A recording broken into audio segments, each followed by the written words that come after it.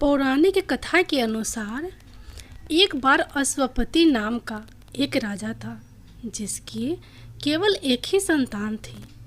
राजा अश्वपति की इकलौती संतान देवी सावित्री बहुत ही प्रभावशाली लड़की थी। देवी सावित्री को राजा अश्वपति और महारानी ने बड़े ही प्यार और दुलार के साथ पाला था।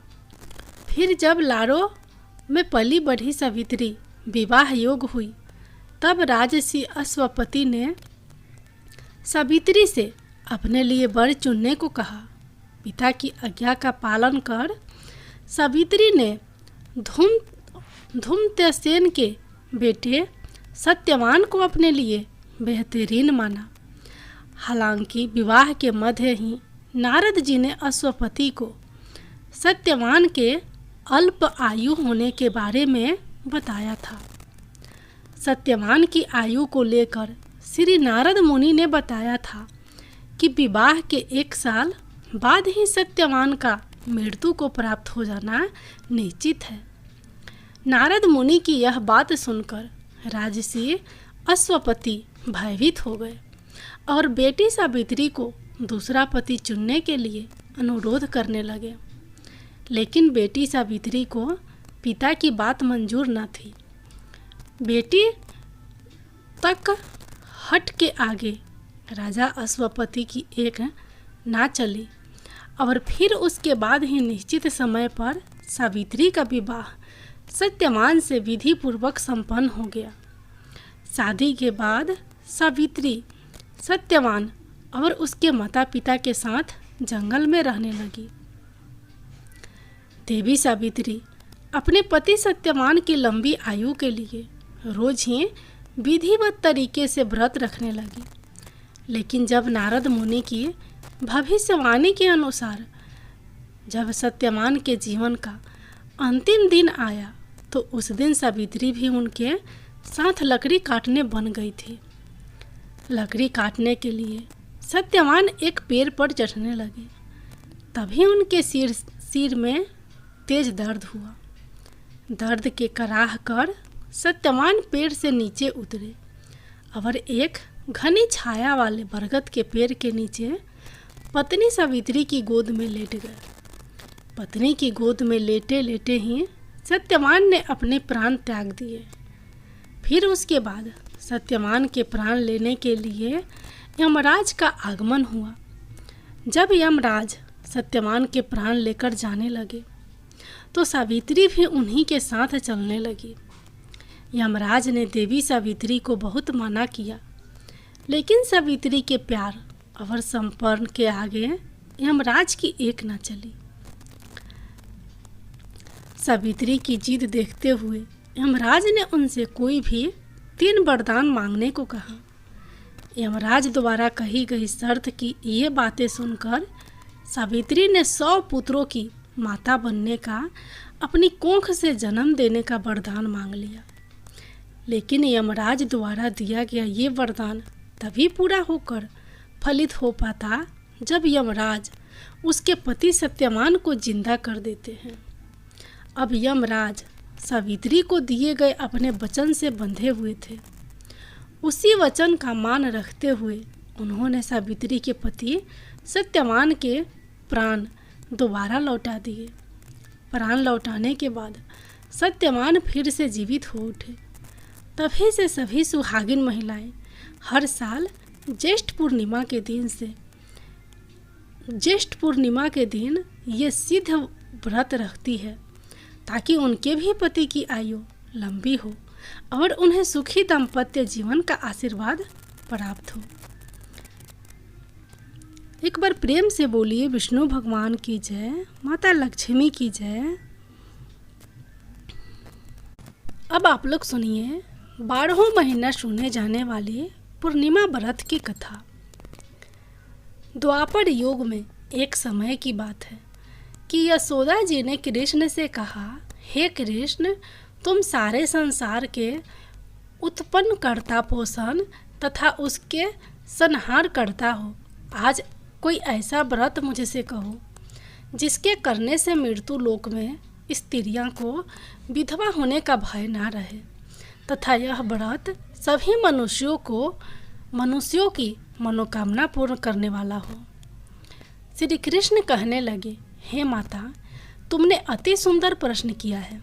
मैं तुमसे ऐसे ही व्रत को सविस्तार कहता हूँ।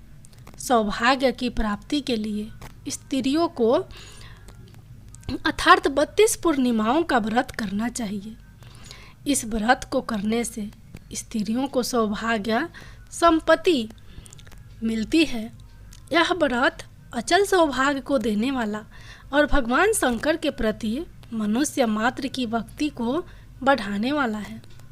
यशोदा जी कहने लगी, हे कृष्ण, सर्वप्रथम इस व्रत को मृत्युलोक में किसने किया था? इसके विषय विस्तार पूर्वक मुझसे कहो।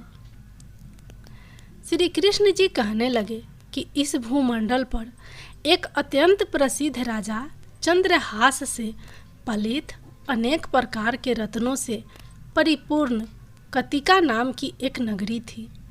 वहाँ धनेश्वर नाम का एक ब्राह्मण था और इसकी स्त्री अति सुशील रूपवती थी। दोनों ही उस नगरी में बड़े प्रेम से साथ रहते थे। घर में धन धान्य आदि की कोई कमी नहीं थी।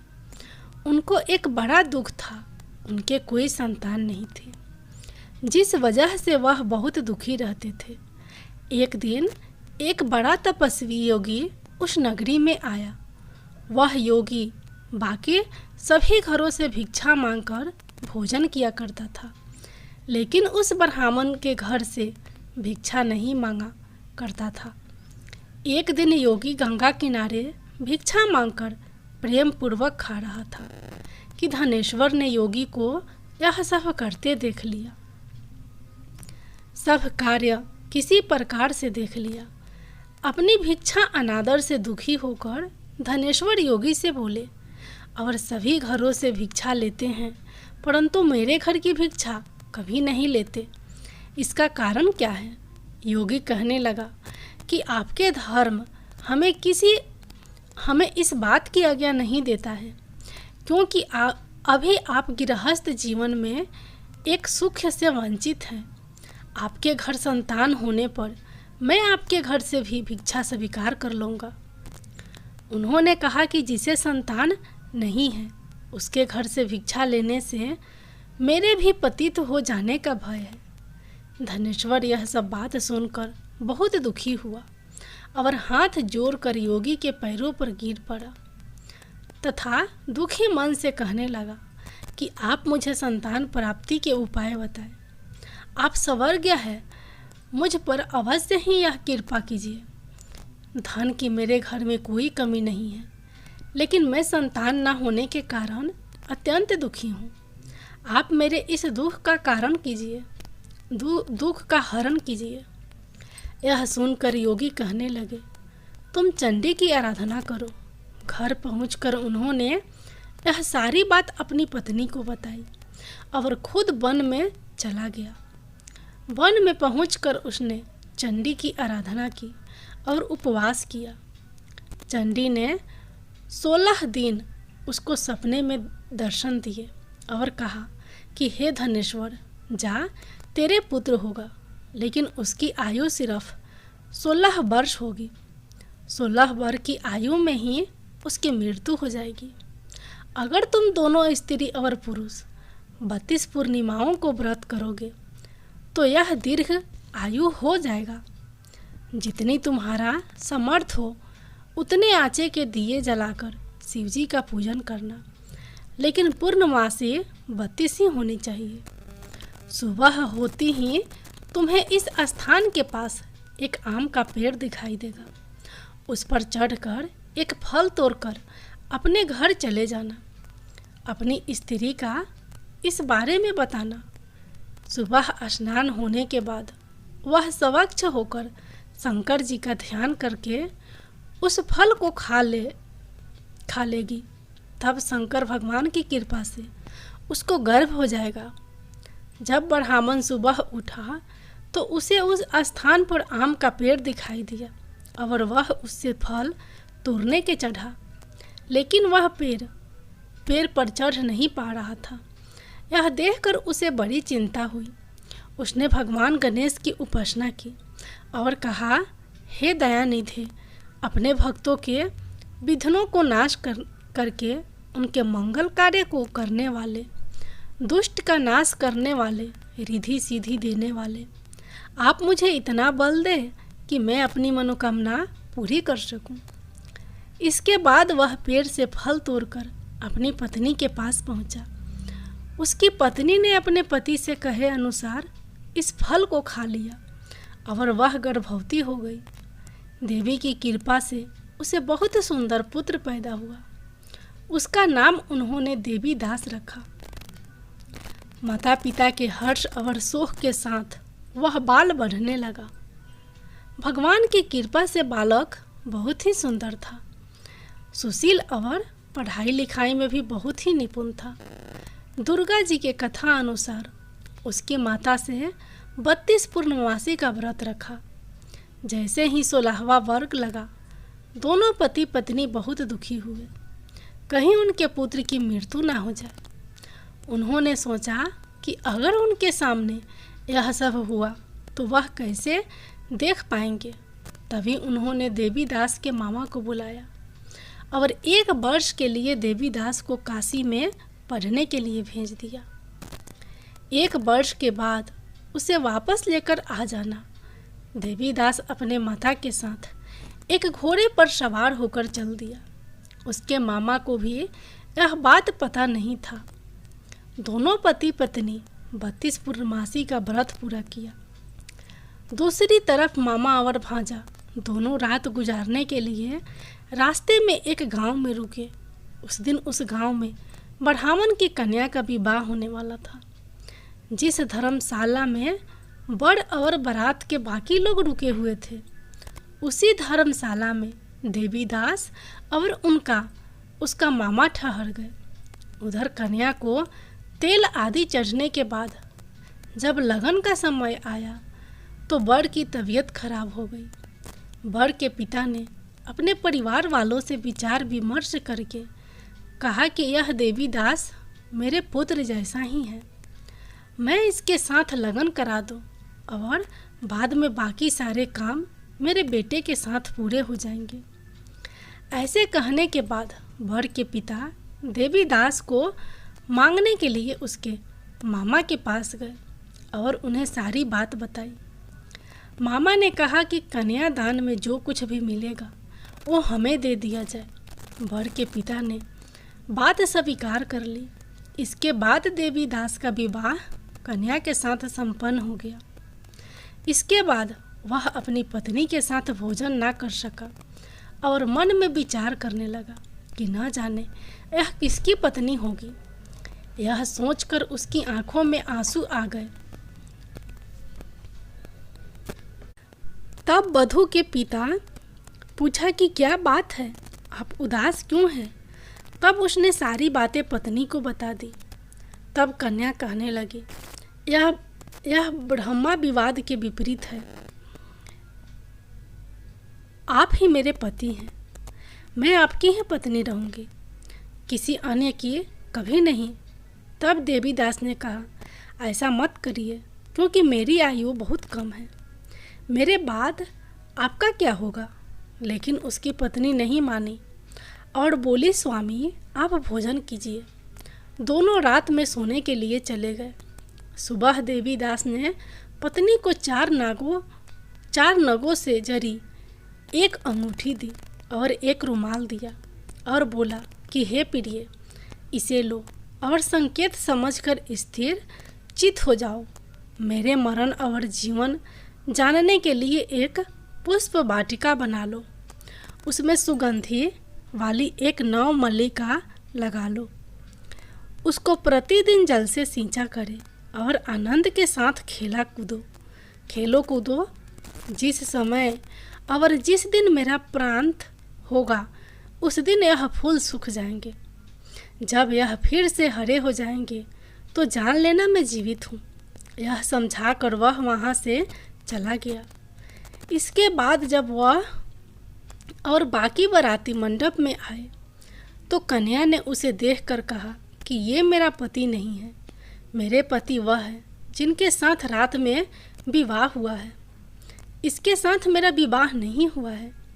अगर यह वही है तो यह बताए कि मैंने इसके क्या दिया है। साथ ही कन्यादान के समय को आभूषण मिले उन्हें दिखाए। कन्या की ये सारी बातें सुनकर वह कहने लगा कि मैं यह सब नहीं जानता। इसके बाद सारी बारात भी अपमानित होकर लौट गई। भगवान कृष्ण बोले, हे माता, इस प्रकार देवीदास काशी चला गया। कुछ समय जब बीत गया तो एक सर्प उसको डसने के लिए वहाँ आया, लेकिन वह उसको काट नहीं पाया क्योंकि उसकी माता ने पहले ही 32 पूर्णिमा का व्रत कर लिए थे। इसके बाद खुद काल वहाँ पहुँचा। भगवान की कृपा से तभी वहाँ माता पार्वती और भगवान गणेश आ गए। देवीदास को मूर्छित दशा में देखकर माता पार्वती ने भगवान शिव से प्रार्थना की कि महाराज, इस बालक की माता ने पहले ही 32 पूर्णिमा के व्रत कर लिए हैं, आप इसको प्राण दें। भगवान शिव ने माता पार्वती के कहने पर उसे प्राण दान दे दिया। उधर उसकी पत्नी उसके काल की प्रतीक्षा कर रही थी। उसकी पत्नी ने जाकर देखा कि पुष्प और पत्र दोनों ही नहीं है, तो उसको बहुत आश्चर्य हुआ। और जब उसने देखा कि पुष्प वाटिका फिर से हरी हो गई तो वह समझ गई कि उसका पति जिंदा हो गया है। इसके बाद वह बहुत ही प्रसन्न होकर अपने पिता से कहने लगी कि मेरे पति जीवित हैं, उनको ढूंढिए। जब 16वां वर्ष व्यतीत हो गया तो देवीदास भी अपने मामा के साथ काशी चल दिया। इधर उसकी पत्नी के परिवार वालों उन्हें ढूंढने के लिए जा ही रहे थे कि उन्होंने देखा कि देवीदास और उसका मामा उधर ही आ रहे थे। उसको देखकर उनके ससुर बहुत प्रसन्न हुए और उसे अपने घर ले आए। वहाँ सारा वगड़ इकट्ठा हो गया और कन्या ने भी उसे पहचान लिया। देवीदास ने इसके बाद अपनी पत्नी और मामा को लेकर वहाँ से चल दिया। उसके ससुर ने भी उसे बहुत धन दहेज दिया। जब वह अपने घर की तरफ चल रहा था तो उसके माता पिता को लोगों ने खबर कर दी, तुम्हारा पुत्र देवीदास अपनी पत्नी और मामा के साथ आ रहा है। ऐसा समाचार सुनकर पहले तो उन्हें विश्वास नहीं हुआ, लेकिन जब देवीदास आया और उसने अपने माता पिता के पैर छुए तो देवीदास के माता पिता ने उनका माथा चूमा और दोनों को अपने सीने से लगा लिया। दोनों के आने के खुशी में धनेश्वर ने बहुत दान दक्षिणा ब्राह्मणों को दी। श्री कृष्ण जी कहने लगे कि इस तरह धनेश्वर को 32 पूर्णिमा का व्रत के प्रभाव से संतान प्राप्त हुई। जो स्त्रियां इस व्रत को करती हैं वह जन्म जन्मांतरों तक वैधव्य का दुख नहीं भोगती हैं और सदैव सौभाग्यवती रहती है। यह मेरा वचन है। यह व्रत संतान देने वाला और सभी मनोकामनाओं को पूरा करने वाला है।